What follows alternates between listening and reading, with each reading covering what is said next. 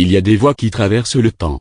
Des voix qui, même éteintes, continuent d'éveiller les consciences, de défier l'injustice et d'inspirer les générations.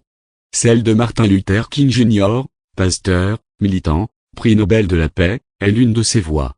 Dans une Amérique profondément marquée par la ségrégation raciale, il s'est élevé sans haine, sans violence, mais avec une force inébranlable, pour défendre les droits des Noirs, l'égalité entre les peuples, et la justice pour tous.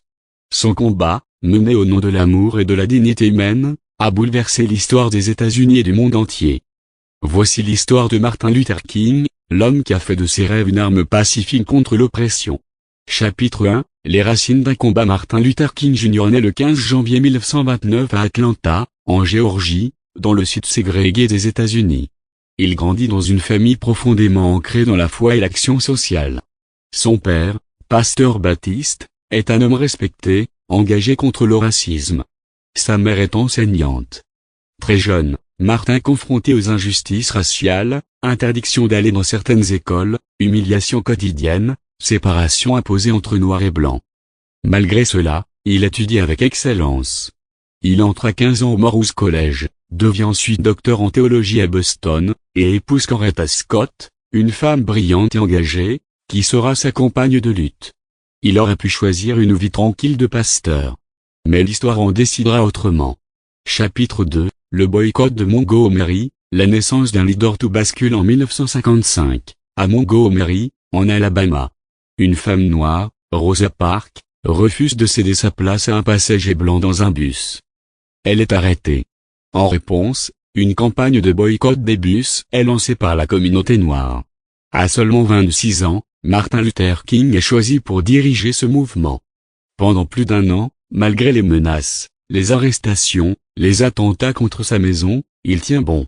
Il prêche la non-violence, inspiré par Gandhi, et affirme que la haine ne peut être vaincue que par l'amour. Le boycott finit par triompher, la Cour suprême déclare illégale la ségrégation dans les bus. King devient alors une figure nationale. Chapitre 3, une marche vers l'égalité. Dans les années qui suivent, Martin Luther King multiplie les actions pour les droits civiques, marches pacifiques, discours, désobéissance civile. Il fonde la SCLC, une organisation qui coordonne la lutte non violente dans le Sud. Mais c'est en 1963, à Birmingham, que le combat atteint un nouveau sommet. Alors qu'il est emprisonné, il écrit une lettre devenue célèbre, lettre de la prison de Birmingham, dans laquelle il défend l'urgence de la justice et la légitimité de l'action directe. Quelques mois plus tard, il organise la marche sur Washington, où plus de 250 000 personnes se rassemblent devant le Lincoln Memorial. Là, il prononce un discours qui entre dans l'histoire. I have a dream, je fais un rêve. Qu'un jour, mes 4 petits-enfants vivront dans une nation où ils ne seront pas jugés sur la couleur de leur peau, mais sur la valeur de leur caractère.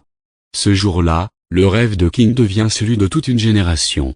Chapitre 4, la reconnaissance, mais aussi la haine. En 1964, Martin Luther King reçoit le prix Nobel de la paix, devenant à 35 ans le plus jeune lauréat de l'histoire à l'époque. C'est aussi l'année où le président Lyndon B. Johnson signe le Civil Rights Act, une loi interdisant officiellement la ségrégation raciale. Mais le combat est loin d'être fini. King élargit son action.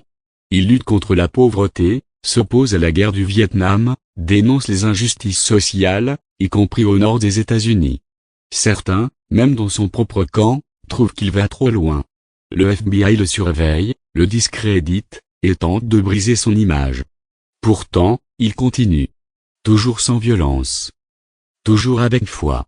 Chapitre 5, Memphis, le dernier combat. En avril 1968, Martin Luther King se rend à Memphis, dans le Tennessee, pour soutenir une grève des éboueurs noirs, maltraités et sous-payés.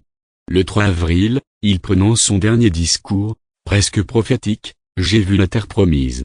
Je ne pourrai peut-être pas y aller avec vous, mais je veux que vous sachiez que nous, en tant que peuple, nous y parviendrons. » Le lendemain, le 4 avril 1968, à 18h01, Martin Luther King est assassiné sur le balcon de son hôtel. Il avait 39 ans.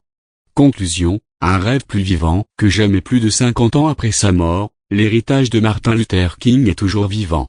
Il a prouvé que la non-violence pouvait renverser des systèmes de pression, que les mots peuvent déplacer des foules, et qu'un rêve peut changer l'histoire. Ses discours sont encore enseignés dans les écoles, ses idées inspirent les luttes pour les droits humains à travers le monde, et sa mémoire unit bien au-delà des frontières raciales ou religieuses. Il nous a montré que la justice, la dignité et l'amour sont des forces plus puissantes que la haine. Et que même face à la violence, il ne faut jamais cesser de rêver.